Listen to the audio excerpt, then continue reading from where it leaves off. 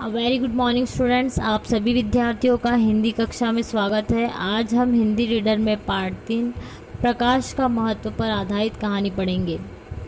प्रकाश का महत्व यानी स्वयं के अंदर अच्छे नागरिकता के गुण विकसित करना, जिससे हमारे देश का भविष्य उज्जवल हो सके, हमारा देश उन्नति कर सके।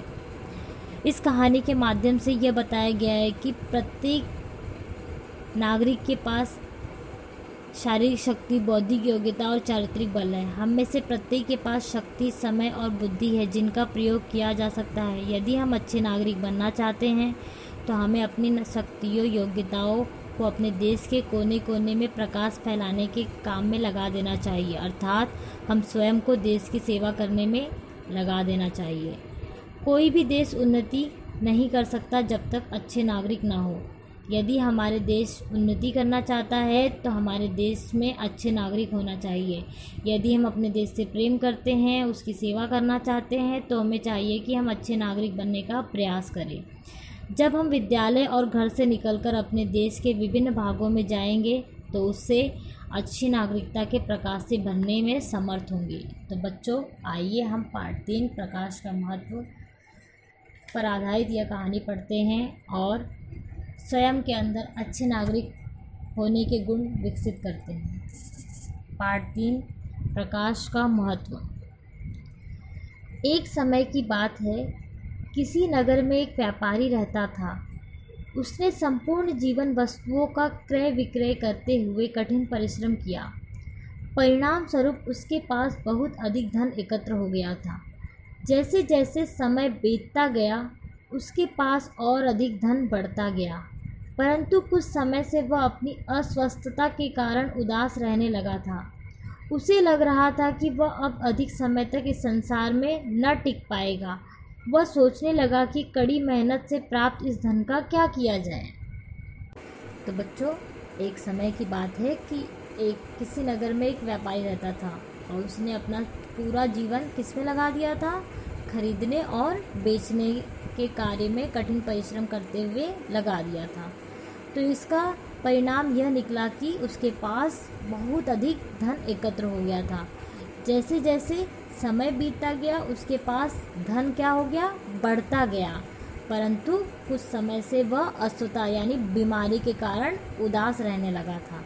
उसे लग रहा था कि अब अधिक समय तक इस संसार में नहीं जी पाएगा, न टिक पाएगा। वह सोचने लगा कि कड़ी मेहनत से प्राप्त इस धन का क्या किया जाए। कौन सोचने लगा था? व्यापारी। और उसका जीवन वह अब कैसे रहने लगा था? अब वह अस्वस्थ रहने लगा था और वह यही सोच में लगा रहता था कि अब इस जो मैंने कड़ी मेहनत से जो ये धन प्राप्त किया है, इसका अब क्या किया जाए। उसके 2 पुत्र थे। उसने दृढ़ निश्चय किया कि वह धन दोनों पुत्रों में नहीं बांटेगा, बल्कि समस्त धन उस पुत्र को देगा जो स्वयं को दूसरे से अधिक बुद्धिमान सिद्ध करेगा। अब समस्या यह थी कि यह कैसे जाना जाए कि अधिक बुद्धिमान कौन है। उसने इस समस्या को सुलझाने के लिए उनकी परीक्षा लेने का निर्णय किया। व्यापारी के 2 पुत्र थे और उसने निश्चय किया कि धन दोनों पुत्रों में नहीं बांटेगा, बल्कि पूरा धन उसे देगा जिसके पास अधिक बुद्धि होगी। अब समस्या यह थी कि यह कैसे पता चलेगा कि अधिक बुद्धिमान दोनों में से कौन है। उसने इस समस्या को सुलझाने के लिए क्या किया? परीक्षा लेने का निर्णय किया। उसने दोनों पुत्रों को अपने पास बुलाकर कहा, ये 2 रुपए हैं। मैं चाहता हूँ कि दोनों 1-1 रुपया ले लो और अलग अलग बाज़ार जाकर कोई ऐसी चीज़ लाओ जो इस घर को भर दे। ध्यान रहे, तुम्हें 1 रुपये से अधिक खर्च नहीं करना है। अब जो व्यापारी था वो बीमार होने के कारण वो निश्चय नहीं कर पा रहा था कि धन किसे दे, तो उसने क्या किया? परीक्षा लेने का निर्णय किया। उसने अपने दोनों पुत्रों को अपने पास बुलाकर कहा कि ये 2 रुपये हैं। मैं चाहता हूँ कि दोनों 1-1 रुपया ले लो और अलग अलग बाज़ार जाकर कोई ऐसी चीज़ ले आओ जिससे घर को भर दे। ध्यान रहे, तुम्हें 1 रुपये से अधिक खर्च नहीं करना है। किसने कहा? व्यापारी ने। किससे कहा? अपने पुत्रों से कहा। दोनों पुत्रों ने उसकी ओर ऐसे देखा मानो वह पागल हो गया हो। उन्होंने अपने मन में सोचा, हम 1 रुपये में ऐसी क्या सुलभ वस्तु ला सकते हैं जो घर को भर दे।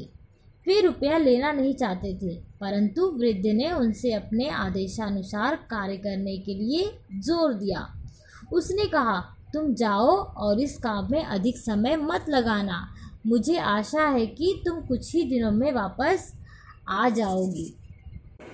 दोनों पुत्रों ने किसकी ओर देखा? दोनों पुत्रों ने व्यापारी की ओर देखा और इस तरह देखा जैसे कि व्यापारी पागल हो गया हो। उन्होंने मन में सोचा कि हम 1 रुपये में ऐसी क्या सुलभ मीन्स आसानी से प्राप्त होने वाला। उन्होंने मन में सोचा। किसने? व्यापारी के पुत्रों ने सोचा कि हम 1 रुपये में ऐसी क्या आसानी से प्राप्त होने वाली वस्तु ला सकते हैं जो घर को भर दे। वे 1 रुपया लेना नहीं चाहते थे, परंतु जो व्यापारी वृद्ध हो गया था, बीमारी के कारण बीमार था, उसके जोर देने के कारण, आदेश देने के कारण, जोर देने के कारण उन्होंने वह रुपए ले लिए। उसने कहा, तुम जाओ और इस काम में अधिक समय मत लगाना। मुझे आशा है कि तुम कुछ ही दिनों में वापस आ जाओगे। व्यापारी ने अपने पुत्रों से कहा कि तुम जाओ और इस काम में अधिक समय मत लगाना। मुझे आशा है, उम्मीद है कि तुम कुछ ही दिनों में वापस आ जाओगे। दोनों भाइयों ने 1-1 रुपया लिया और चल दिए। पहला युवक बाजार में इधर उधर फिरता रहा, परंतु उसको कुछ भी ऐसा न मिला जिससे उसके उद्देश्य की पूर्ति हो सके। वह पूरे दिन घूमता रहा। उसने सब दुकानें देखी, परंतु उसे कुछ भी न मिला। उसे अधिकाधिक विश्वास होता जा रहा था कि उसके पिता की मानसिक स्थिति ठीक नहीं है। इसी कारण 1 रुपये से घर भर जाने वाली वस्तु के खरीदने की बात कहते हैं। वह निराश होकर अपना खोज का कार्य छोड़ने वाला ही था कि उसे भूसे से लदी एक बैलगाड़ी दिखाई दी। उसने सोचा, कुछ आशा प्रतीत होती है। मैं नहीं जानता कि 1 रुपये में कितना भूसा खरीदूं। वह गाड़ीवान के पास गया और भूसे की कीमत के विषय में पूछताछ की। कीमत पर काफ़ी मोलभाव हुआ, परंतु अंत में वह सारा भूसा 1 रुपये में खरीदने में सफल हो गया। भूसे से लदी उस गाड़ी को वह घर लिवा लाया। पिता घर पर ही थे। बड़ी आशा से उसने उस घर में भूसे का ढेर लगाया। जब भूसा घर के भीतर आ गया तो उसने पाया कि पूरे घर को भर देने की बात तो अलग थी, वह तो फर्श भी नहीं ढक सका। पिता सब कुछ देखते रहे। तो बच्चों, पहला जो पुत्र था व्यापारी का, वह बाज़ार में इधर उधर घूमता रहा और उसे कोई भी ऐसी वस्तु नहीं मिलता उस उद्देश्य से कि 1 रुपये में कोई वस्तु ऐसी मिल जाए तो उस घर को भर दे।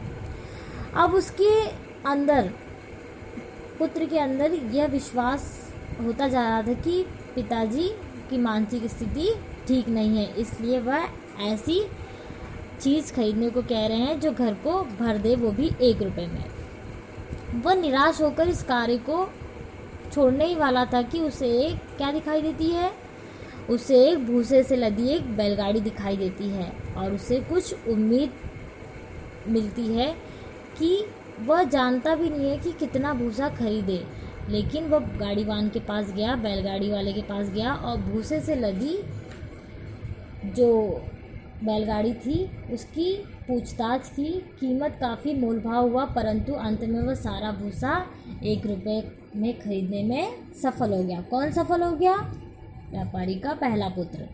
भूसे से लदी उस गाड़ी को वह घर ले आया। पिता घर पर ही थे।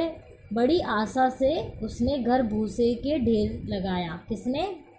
पुत्र ने। पहले पुत्र ने बड़ी उम्मीद से उस भूसे को उस घर में ढेर लगाया। जब भूसा घर के भीतर आ गया तो उसने पाया कि पूरे घर को भर देने की बात तो अलग ही थी, फर्श भी अभी तक भूसे से ढका नहीं था। पिता सब कुछ ये सब देख रहे थे। जब दूसरा पुत्र रुपया लेकर बाहर निकला तो वह सीधा बाजार नहीं गया। ऐसे करने की अपेक्षा वह बैठ गया और सोचने लगा। बहुत देर तक बैठा सोचता रहा कि 1 रुपये में क्या खरीद पाना संभव है। अंत में शाम के समय उसके मस्तिष्क में एक विचार आया। 1 रुपये को लेकर वह तेजी से बाजार की ओर गया और उस दुकान पर पहुंचा जहां मोमबत्तियां बिकती थी। उसने अपना रुपया मोमबत्तियों पर खर्च कर दिया, जिससे उसे काफ़ी संख्या में मोमबत्तियां मिल गई। तो बच्चों, पहला पुत्र था, उसने भूसा खरीदा था 1 रुपये में, और जो दूसरा पुत्र है वह बाज़ार में यहाँ वहाँ घूमने की बजाय वह एक जगह बैठ गया और अपने बौद्धिक योग्यता का प्रयोग करते हुए उसने अपनी बुद्धि का इस्तेमाल किया और बहुत देर तक सोचता रहा कि 1 रुपये में क्या खरीद पाना संभव है। अंत में उसके मस्तिष्क में एक विचार आया और वह क्या किया, बाज़ार में तेज़ी से 1 रुपया लेकर गया और उसने उस दुकानदार से क्या खरीदा, मोमबत्तियाँ, और उस दुकानदार से उसने 1 रुपये में मोमबत्तियाँ खरीद ली और 1 रुपये में उसे बहुत सारी मोमबत्तियाँ मिल गई। वो मोमबत्तियाँ लेकर घर लौटा। जब वह घर पहुंचा तो उसका बड़ा भाई बेचैनी से खड़ा सामने फर्श पर फैले भूसे की ओर देखता रहा। जब दूसरा पुत्र घर जाता है तो वो देखता है कि उसका बड़ा भाई जो भूसा फैला हुआ है फर्श पर, उसको बड़ी बेचैनी से देख रहा होता है। अंधेरा होने ही लगा था। दूसरे पुत्र ने जल्दी जल्दी कमरे में 2-2, 3-3 मोमबत्तियाँ जलाकर खड़ी कर दी। तुरंत ही सारा घर प्रकाश से भर गया। उसका पिता जो व्यापारी था, जो अस्वस्थ था, वह यह सब देखकर बहुत खुश हुआ और बोला, मेरे बेटे, तुमने वास्तव में बुद्धिमत्ता यानी बुद्धि का प्रयोग, बुद्धि अपनी दिमाग से सोचकर यह दिखाया कि मैं अपना सारा धन तुम्हें सौंपने को तैयार हूँ। तुमने अपनी बुद्धिमत्ता दिखाई है और मैं यह सब देखकर बहुत खुश हूँ और मैं अपना सारा धन तुम्हें सौंपने को तैयार हूँ। इसी प्रकार सभी एक बड़े घर में रहते हैं। हम सभी एक बड़े से घर में रहते हैं, जिसे क्या कहते हैं बच्चों? जिसे भारतवर्ष कहते हैं। हम में से प्रत्येक को, कुछ को 1 रुपया, कुछ को 2 रुपये, कुछ को 3 और कुछ को उससे भी अधिक रुपए दिए गए हैं। ये रुपए नहीं हैं जिनसे हम कोई वस्तु खरीद सकें, अपितु ये विभिन्न शक्तियाँ हैं जो हमें दी गई है। बच्चों, जो ये रुपए दी जाती है, ये कोई हमें वस्तु खरीदने के लिए नहीं दी जाती।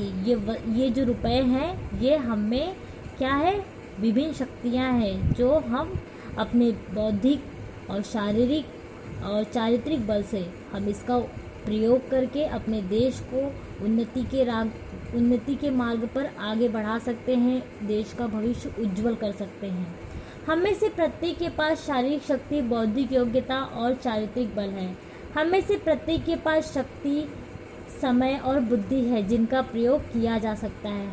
हम में से सभी के पास शक्ति है, समय भी है, चारित्रिक बल है, बुद्धि है। हम इन सब का प्रयोग करके क्या कर सकते हैं? हम अपने देश के भविष्य को उज्जवल बना सकते हैं, देश को उन्नति के मार्ग पर आगे बढ़ा सकते हैं। यदि हम अच्छे नागरिक बनना चाहते हैं तो हमें अपनी शक्तियों और योग्यताओं को अपने देश के कोने कोने में प्रकाश फैलाने के काम में लगा देना चाहिए। तो यदि हमारे अंदर शक्ति है, वो योग्यता है, अपने देश के कोने को, अपने देश को क्या करना चाहिए? प्रकाश के फैला देने के काम में लगा देना चाहिए। अर्थात हम स्वयं को देश की सेवा करने में, देश का भविष्य उज्जवल करने में, देश का नाम रोशन करने में लगा देना चाहिए। कोई भी देश उन्नति नहीं कर सकता जब तक कि उसके नागरिक अच्छे ना हो। हमारा देश कब उन्नति करेगा? हमारा देश तब उन्नति करेगा जब हम अच्छे नागरिक बनेंगे। हमारा देश उन्नति तभी करेगा जब हम अच्छे नागरिक बनेंगे। यदि हम अपने देश से प्रेम करते हैं और उसकी सेवा करना चाहते हैं तो हमें चाहिए कि हम अच्छे नागरिक बनने का प्रयास करें। यदि हम अपने देश से प्रेम करते हैं, हमारे अंदर देश सेवा करने की भावना है, तो हमें क्या करना चाहिए? हमें अच्छे नागरिक बनने का प्रयास करते रहना चाहिए। जब तक हम विद्यालय में हैं तब तक हमें स्वयं को अच्छी शिक्षा से शिक्षित करना चाहिए। अच्छे नागरिक के गुण विकसित करना चाहिए स्वयं के अंदर। ऐसे करने पर जब हम विद्यालय और घर से बाहर निकलकर अपने देश के विभिन्न भागों में जाएंगे तो उसे अच्छे नागरिकता के प्रकाश से भरने में समर्थ होंगे। तो बच्चों, इस कहानी से हमें यह सीख मिलती है कि जब तक हम विद्यालय में हैं तब तक हमें स्वयं को अच्छी शिक्षा से शिक्षित करना चाहिए और अच्छे नागरिक के गुण स्वयं के अंदर विकसित करना चाहिए। यदि हम ऐसा करते हैं तो हम अपने देश को अच्छे नागरिकता के प्रकाश से भरने में समर्थ होंगे। तो बच्चों, आज हमने पाठ 3 प्रकाश का महत्व पर आधारित यह कहानी पढ़ी। इसी पाठ पर आधारित आपको असाइनमेंट दिया जाएगा आज शाम 5 बजे, जिसे पूर्ण करके आपको कल शाम 5 बजे से पहले जमा करना होगा।